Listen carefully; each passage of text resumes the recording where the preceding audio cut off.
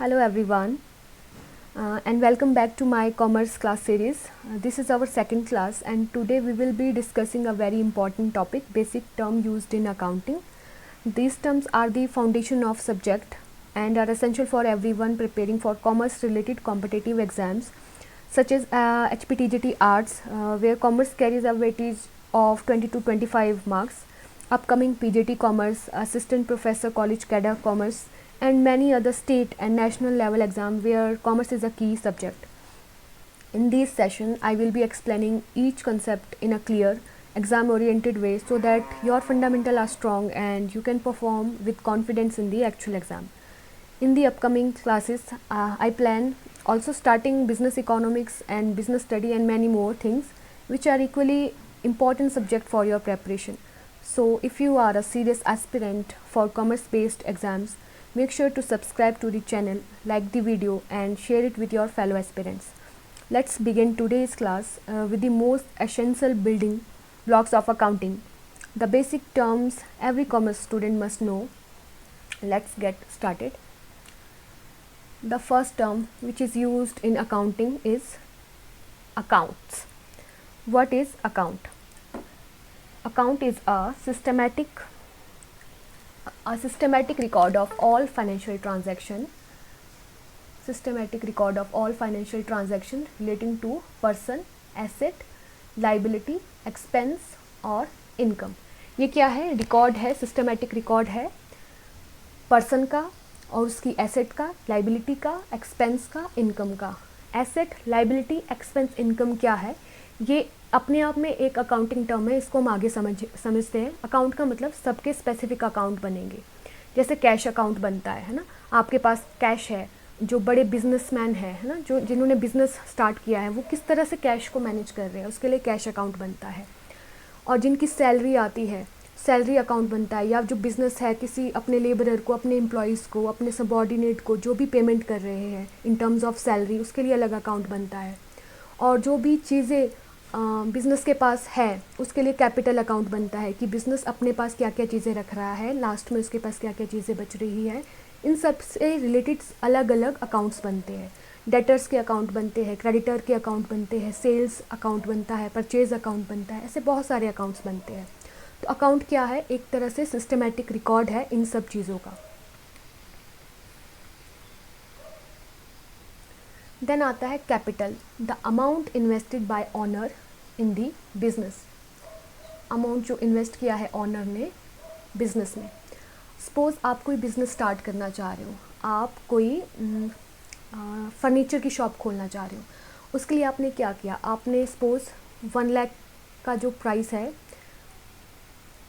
₹1 लाख आपने किसी को सामान लाने को दिए और 1 लाख का आपने सामान ले आया. तो ये जो 1 लाख का सामान आपके पास है ना, वो क्या है? आपने इन्वेस्ट किया है 1 लाख और उसके बदले में सामान लेके आए हैं. जो सामान लेके आए हैं वो बनेगी हमारी एसेट, है ना. इफ़ इन केस 1 लाख में से आपने 20,000 किसी से क्रेडिट पे लिया है सामान, है ना, उधार पे लिया है किसी से सामान, तो वो जो लाइबिलिटी आपको पे करनी है ना, जो 20,000 वापस देनी है, वो है लाइबिलिटी. तो कैपिटल क्या है? जो भी एसेट आप लेके आ रहे हो उसमें से आपने जितनों का भुगतान करना है, वो जो आपके पास बचता है वो कैपिटल है. बेसिक जो टर्म है लेमन लैंग्वेज वो ये है कि कैपिटल जितना भी आपने अपने बिज़नेस को रन करने के लिए बिज़नेस में पैसा लगाया है वो आपकी कैपिटल है. और कैपिटल का फॉर्मूला कैसे निकलता है? जो भी चीज़ आपके पास एंड में बच गई उसको हम एसेट बोलते हैं, है ना. फर्नीचर बच गया, स्टॉक बच गया, कैश बच गया, ऐसी बहुत सारी चीज़ें जो आपकी खुद की उस बिज़नेस की है. उसमें से माइनस करेंगे लाइबिलिटी, जो चीज़ें आपको लोगों को देनी है, सैलरी देनी है या फिर वेजेस देने हैं या और चीज़ें देनी है, वो सभी चीज़ें. आई होप आपको क्लियर हुआ होगा. देन आता है drawing. What is drawing?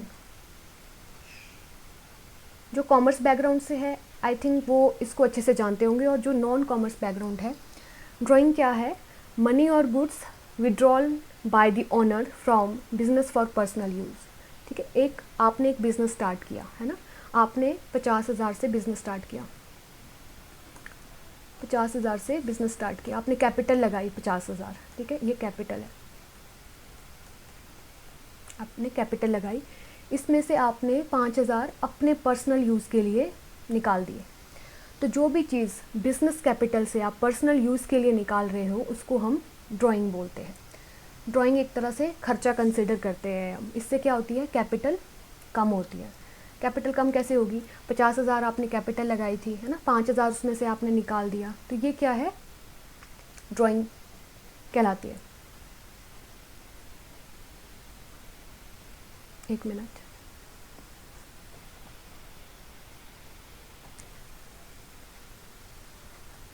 Okay, अब आती है लाइबिलिटीज़।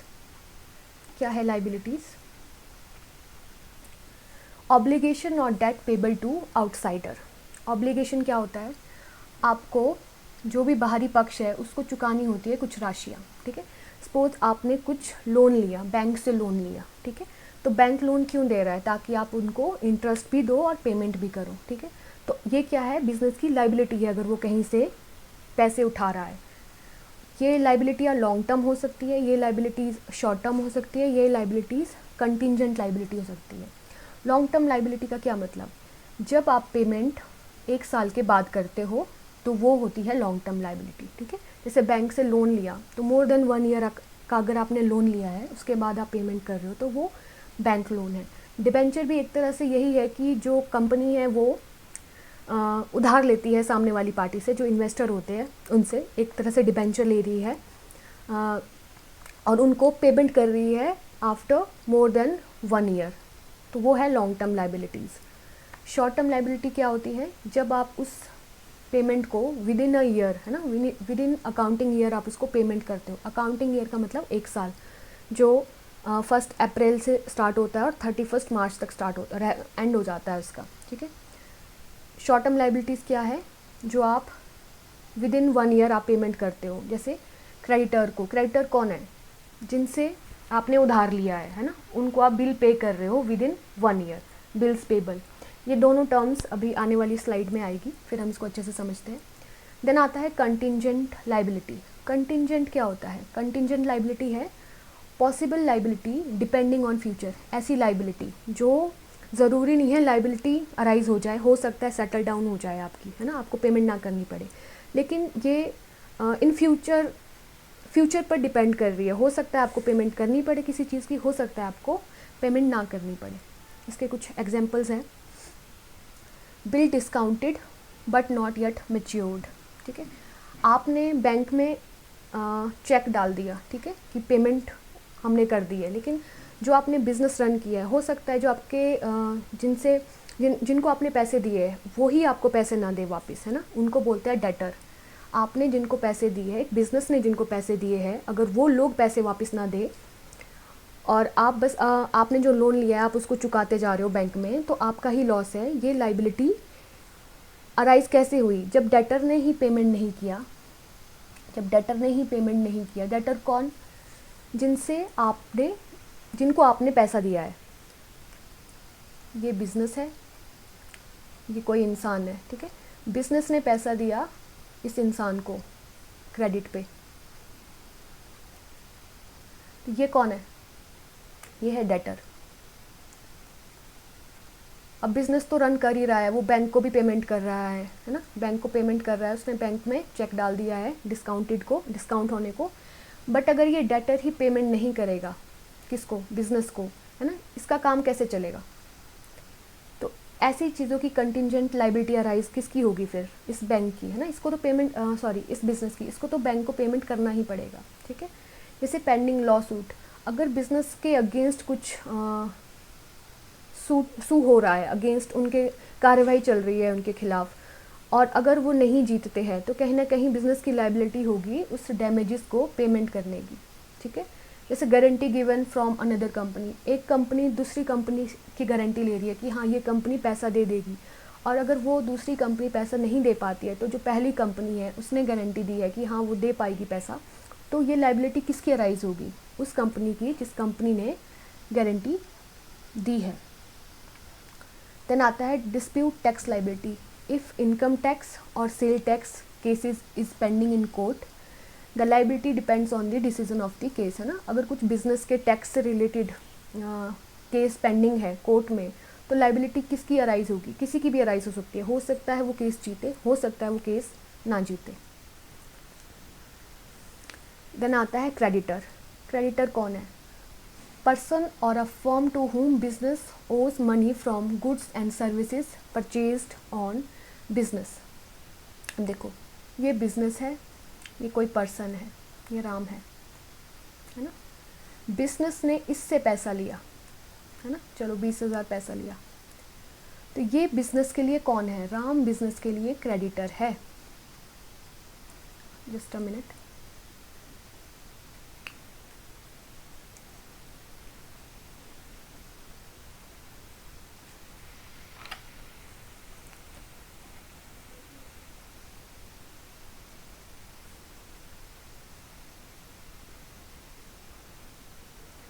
ओके, राम बिजनेस के लिए कौन है?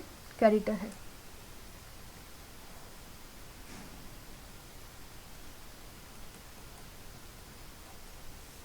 आप समझे, एक बिजनेस है, बिजनेस ने किसी से उधार में पैसा लिया, ठीक है, तो वो बिजनेस के लिए कौन है? क्रेडिटर है ना। If goods for 20,000 are bought on credit for Ram trader, Ram traders क्या है? क्रेडिटर है ना। Person or firm to whom the business owes money because goods और services are purchased on credit, है ना।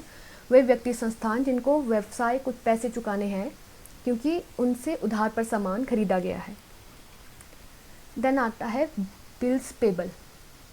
बिल्स पेबल एक रिटर्न प्रॉमिस है, एक रिटर्न प्रॉमिस डॉक्यूमेंट है जो बिजनेस बोलता है उस क्रेडिटर को कि मैं पे करूँगा, है ना, amount to a creditor on future date, है ना। एक तरह से ड्राफ्ट सा है ना, जिसमें ये सब कुछ कंडीशंस लिखी होती है कि मैंने आपसे इतने इतने पैसे लिए हैं और मैं इस तारीख को पे करूँगा। ये है बिजनेस पेबल, ठीक है। अब आता है डेटर। डेटर हमने थोड़ा सा भी समझा था, पर्सन और a firms who owes money on the business because they purchase goods on credit. देखो ये बिजनेस है ना, ये कोई इंसान है ना, सीता। बिजनेस ने इन्हें क्रेडिट में पैसा दिया, है ना, उधार पैसा दिया, तो ये बिजनेस के क्या होंगे? डेटर होंगे। डेटर जिनसे पैसा बाद में आना है ना, ये बिजनेस की एसेट होती है ना, बिजनेस को पैसा मिलना है बाद में, इसलिए ये डेटर होते हैं बिजनेस के। Bills receivable, a written promise और a document, a written promise from a debtor that he will be pay a certain amount of to the business on a future date, है ना। ये भी उसी तरह से ड्राफ्ट है जैसे बिल्स पेबल है। बिल्स पेबल बिजनेस बना रहा है कि हाँ हम पेमेंट कर रहे हैं, और बिल्स रिसीवेबल एक तरह की कंडीशन है, सब कुछ है कि हाँ हाँ हमने इतना पैसा लिया है ना, साइन वगैरह डेट वगैरह सब कुछ होता है, और प्रॉमिस करता है डेटर कि हाँ हम इस डेट पे पेमेंट कर देंगे। डेटर कौन? जिनसे बिजनेस को पैसा आना है बाद में। अब आता है एसेट। एसेट क्या है? संपत्तियाँ। Resources on by the business having economic value, ऐसे रिसोर्सेज जो जिनकी अपनी कोई इकोनॉमिक वैल्यू है उनको एसेट बोलते हैं, है ना। एसेट में फिक्स्ड एसेट आ सकती है ना, बिल्डिंग, मशीनरी, जो भी चीज़ें आपके पास इन टर्म ऑफ कैश और काइंड किसी भी तरह से है, वो सभी चीज़ें एसेट आती है। स्टॉक है आपके पास, डेटर भी एक तरह से एसेट है। एसेट इसलिए है क्योंकि इन फ्यूचर आपको जो आपने उधार दिया है पैसा वो मिलने वाला है। कैश ये भी एक तरह की एसेट है। इसकी अलग अलग क्लासिफिकेशंस हैं एसेट। एक होती है करंट एसेट, देन दूसरी होती है non current asset. Current asset are those asset which are expected to be realise in cash, sold और consumed within 1 year within the business normal operating cycle whichever is longer. Current asset का मतलब ऐसी asset जिनको आप cell कर सकते हो एक अकाउंटिंग ईयर में, उससे आप इनकम जनरेट कर सकते हो, वो सभी चीज़ें करंट एसेट आती है। जैसे कैश, कैश का फ्लो आप एकदम कभी भी कर सकते हो, है ना। ट्रेड रिसीवेबल क्या होते हैं? जो भी डेटर है ना, जिनसे पैसा आना है। और अकाउंट रिसीवेबल जब डेटर बोल रहा है कि हाँ हम आपको पेमेंट कर देंगे, है ना। इन सब का जो भी एक सम होता है, बहुत सारे डेटर, बहुत सारे अकाउंट रिसीवेबल मिलकर ट्रेड रिसीवेबल, है ना। जो डेटर है वो भी यही कह रहे हैं कि हाँ हम आपको 2-3 महीने बाद पेमेंट कर देंगे। अकाउंट रिसीवेबल अगर ये कह रहे हैं कि हम आपको 6 महीने में पेमेंट कर देंगे, तो ये क्या है? एक तरह के ट्रेड रिसीवेबल है, बिजनेस में आने वाला पैसा, है ना। देनदार जो है वो हमें पैसा देंगे इन फ्यूचर। बिल्स रिसीवेबल, वही जो भी डेटर ने ड्राफ्ट बनाया है कि हाँ हम आपको पेमेंट करेंगे, वो सारे उन सब चीज़ों का जोड़ बिल्स रिसीवेबल, ये भी एक तरह की करंट एसेट है जो विद इन अकाउंटिंग ईयर में इन हमें रेवेन्यू जनरेट कर सकती है ना। इन्वेंट्री होगी, इन्वेंट्री में raw material, work in progress, finished goods. Raw material क्या, जब कोई प्रोडक्ट बनता है तो कहीं ना कहीं वो पहले रॉ होता है ना। अब किसी के कपड़े बन रहे हैं तो कहीं ना कहीं कॉटन है पहले, है ना। फिर उसके उस पर वर्क हो रहा है, वर्क इन प्रोग्रेस है, हो सकता है उसकी कटाई हो रही हो, उस पर स्पिनिंग हो रहा हो उसकी, या फिर उस पर पॉलिशिंग हो रही हो, है ना, डाई हो रहा हो कपड़ा। फिनिश गुड्स जब आपके पास एंड में गुड्स पहुंचती है, तो ये सभी चीज़ें भी क्या है, बिजनेस की एसेट है। शॉर्ट टर्म इन्वेस्टमेंट, आपने कहीं पैसा लगाया हो फॉर इन्वेस्टमेंट पर्पस कि आपको ग्रोथ मिले शॉर्ट टर्म में ही, तो वो भी करंट एसेट है। प्रीपेड एक्सपेंस, ऐसे एक्सपेंस जो आपने एडवांस में कर दिए हैं और आपको इन फ्यूचर उसका प्रॉफिट मिलेगा। प्रीपेड एक्सपेंस मतलब सपोज़ आप रेंट देते हो 1 महीने का या 2 महीने का, आपने पूरे साल का पेमेंट कर दिया एडवांस में, है ना, आपकी तरफ से एक्सपेंस हो गया, लेकिन अभी आपको उसका प्रॉफिट मिलना बाकी है ना, इन फ्यूचर, तो वो है prepaid expense. Accrued income, accrued income मतलब आपने अपनी सर्विसेज दे दी है ना, जैसे डॉक्टर है, प्राइवेट क्लिनिक है, वो अपनी सर्विसेज दे देते हैं, उसके बाद जाके पेमेंट करते हैं, या बाद में अगर आप उनसे बात करो तो 1 महीने बाद पेमेंट करते हैं, या कभी भी पेमेंट कर रहे हो, तो उनकी तरफ से उन्होंने अपनी सर्विसेज दे दी है, आप बाद में उनको पेमेंट करने की बारी है, ठीक है।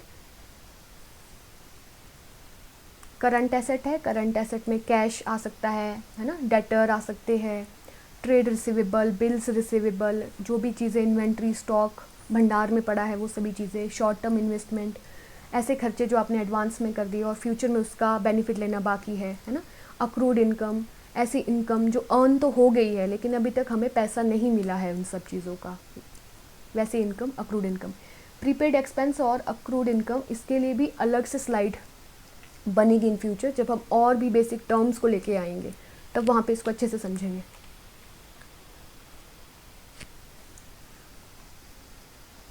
Non-current asset. Non-current asset are those assets which are held for long-term use in business and are not likely to be converted into cash within 1 year. They are used for generating revenue over many years. ठीक है, ऐसी asset जो with in 1 year हम उसको convert नहीं कर रहे हैं कैश में, वो नॉन करंट एसेट। और करंट एसेट वो एसेट जिनको विद इन अ ईयर हम उसको कैश में कन्वर्ट कर सकते हैं, रेवेन्यू ले सकते हैं, ठीक है।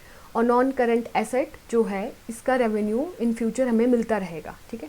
जैसे फिक्स्ड एसेट, टेंजिबल एसेट, ऐसी संपत्तियाँ जिनको हम टच कर सकते हैं, फील कर सकते हैं, है ना, फिजिकल एग्जिस्टेंस हो जिसका, जैसे furniture, vehicle, land, building, plant and machinery, furniture, vehicles, ये डबल हो गया। टेंजिबल एसेट मतलब जिनको आप टच कर सकते हो, है ना।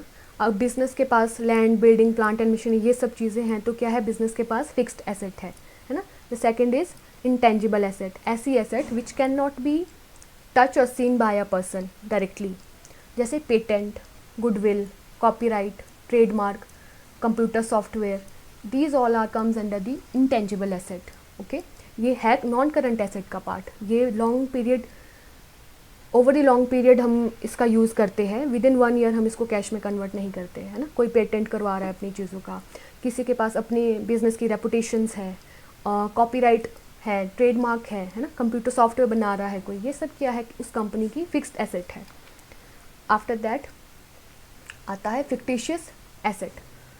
Fictitious asset not real, only expenditure not return of, preliminary expenses. Fictitious asset ऐसी एसेट है जो एक तरह से काल्पनिक बोल सकते हैं। अब देखो, हमने किसी भी चीज़ पे एडवर्टीज़मेंट का खर्चा कर दिया, है ना, सोचो 1 करोड़ का खर्चा कर दिया, बट ज़रूरी नहीं है उसका इन फ्यूचर हमें रेवेन्यू जनरेट हो। तो ऐसे एक्सपेंस क्या होते हैं, ऐसे एक्सपेंस को हम बोलते हैं प्रीलिमिनरी एक्सपेंस। ऐसे एक्सपेंस जो हम कर चुके हैं लेकिन इन फ्यूचर वो हमें रेवेन्यू दे या ना दे, ये डिपेंड करता है सिचुएशन पे, है ना। तो अगर हम फिक्टिशियस एसेट कंसिडर कर रहे हैं इन बिज़नेस में, तो हम उसको राइट ऑफ अलग अलग साल में करते हैं। ऐसा नहीं है कि हम एक ही साल में बता देंगे कि हमने इतना 1 करोड़ का खर्चा कर दिया है। क्योंकि एक तरह से काल्पनिक संपत्तियाँ हैं, ज़रूरी नहीं है इनका प्रॉफिट हमें इन फ्यूचर मिले, तो हम इस साल उसको डिवाइड कर देंगे, जितने भी अकाउंटिंग ईयर में डिवाइड करना है उस खर्चों को, तो वो है फिक्टिशियस एसेट और प्रीलिमिनरी एक्सपेंसेस। ठीक है, देन आता है नेक्स्ट नॉन करंट इन्वेस्टमेंट। ऐसी इन्वेस्टमेंट जो नॉन करंट इन नेचर की है, जैसे इन्वेस्टमेंट इन शेयर। नॉन करंट का मतलब जो over the period of 1 year आप कैश में कन्वर्ट नहीं करते, हम बहुत लंबे टाइम तक हम उसको इन्वेस्ट करके रखते हैं ना। शेयर्स में आप इन्वेस्ट कर रहे हो, आप डिबेंचर ले रहे हो बिजनेस के लिए, आप बॉन्ड्स ले रहे हो, है ना। डिबेंचर और बॉन्ड एक तरह से बिजनेस के लिए पैसा ले रहे हो आप उधार, है ना। शेयर्स मतलब जब आप कहीं इन्वेस्ट कर रहे हो, वो सभी चीज़ें। देन आता है डेफर्ड एक्सपेंडिचर। डेफर्ड एक्सपेंडिचर का मतलब आपने आज खर्चा कर दिया, उसको आज के आज उसी अकाउंटिंग ईयर में उतने खर्चे को आप राइट डाउन नहीं करोगे, आने वाले अकाउंटिंग ईयर में आप उसको डाइवर्ट कर दोगे उस खर्चे को। जो हमने एडवर्टीज़मेंट का एग्जांपल लिया कि आज एडवर्टाइज़ कर दिया, इतना खर्चा कर दिया किसी चीज़ पे, तो हम उसी अकाउंटिंग ईयर में उसकी ट्रीटमेंट नहीं करेंगे, उसको आने वाले फर्दर ईयर में उस एक्सपेंस को डाल देंगे। ठीक है, अदर नॉन करेंट एसेट जैसे सिक्योरिटी डिपॉजिट होता है ना, long term loans and advance, ये सभी चीज़ें किसके पार्ट है? ये सभी चीज़ें हैं एसेट के पार्ट। देन आता है ट्रेड रिसीवेबल, अमाउंट जो रिसीव हुआ है फ्रॉम कस्टमर। देख हमने कहा था ना, एक बिजनेस है ना, डेटर है, बिजनेस ने पैसा दिया इसे, है ना, 20,000 के आसपास। तो बिजनेस ने और भी लोग होंगे, है ना, जिनको पैसा दिया, है ना, 10,000 दिया, तो ये सभी जब वापस करेंगे, है ना, और ट्रेड रिसीवेबल बोलते हैं इनको, ये सभी लोग जब पैसा वापस करेंगे, इन सभी लोगों से जब पैसा वापस मिलेगा, तो वो है ट्रेड रिसीवेबल बिजनेस के लिए। ठीक है, receipts, money received by business either in cash और चेक। कोई भी चीज़ जो रिसीव हो रही है in term of money, cash और चेक, वो क्या है? रिसीट्स है, वो प्राप्तियाँ होती हैं बिजनेस की, है ना, जब मनी रिसीव होता है in term of cash and cheque, as simple as that. Types of receipts, revenue receipts, number 1 revenue receipts, the second is capital receipts. Revenue receipts जो है रेगुलर इनकम जहाँ से अर्न हो रही है नॉर्मल कोर्स ऑफ बिजनेस के लिए, जैसे सेल्स, कमीशन, है ना, आपकी सेल हो रही है, आप बिजनेस रन कर रहे हो, आपकी कंटिन्यू सेल्स हो रही है ना, उससे कमीशन आप अर्न कर रहे हो, आप मीडिएटर का काम कर रहे हो, आप जो भी काम कर रहे हो उससे आप कमीशन अर्न कर रहे हो, इंटरेस्ट अर्न कर रहे हो।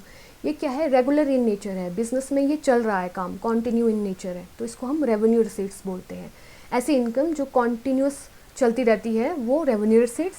और कैपिटल रिसीट्स होती है non recurring receipts that increase liability और reduce asset, for example loan taken, sales of fixed asset.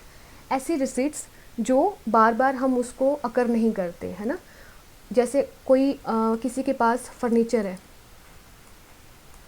ना, वो ओल्ड हो गया है, अब उसको हम बेच रहे हैं, उसको बिजनेस सेल कर रहा है, ठीक है, अब ये रेवेन्यू रिसीट्स है या फिर कैपिटल रिसीट्स है?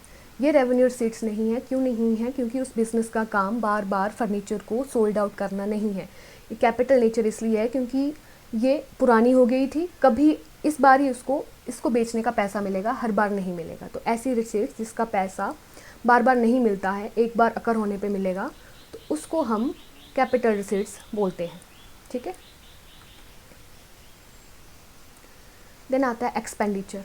एक्सपेंडिचर क्या होता है?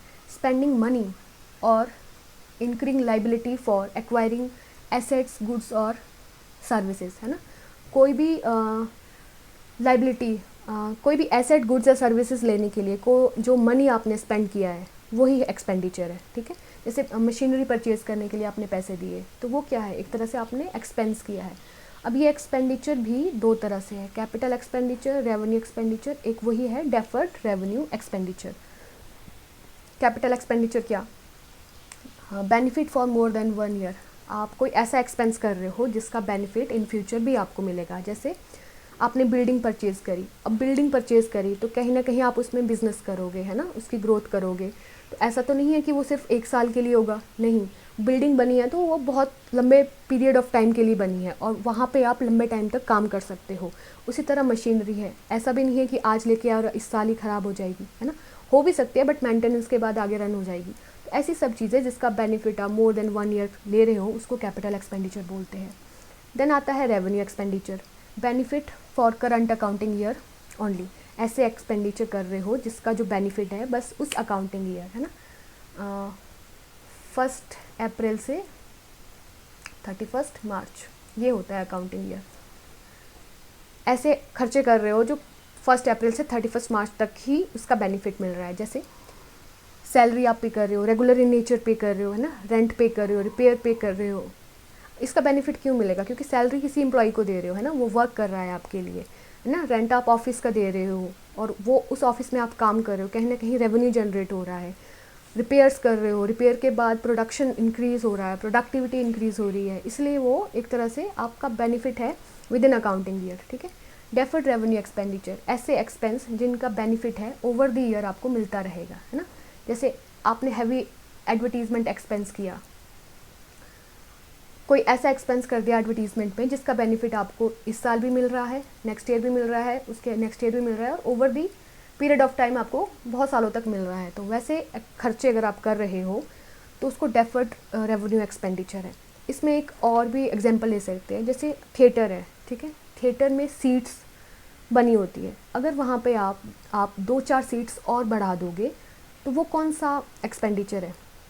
वो डेफर्ड रेवेन्यू एक्सपेंडिचर है। क्यों?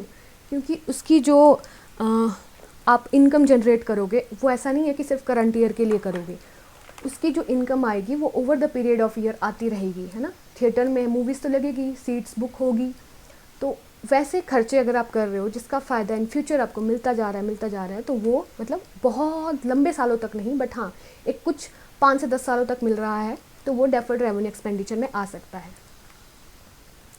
देन आता है एक्सपेंस, है ना, कॉस्ट इनकर कर रहे हो for the purpose of earning revenue, है ना। रेवेन्यू जनरेट करने के लिए जो भी आप नॉर्मल खर्चे कर रहे हो वो एक्सपेंस होते हैं, ठीक है।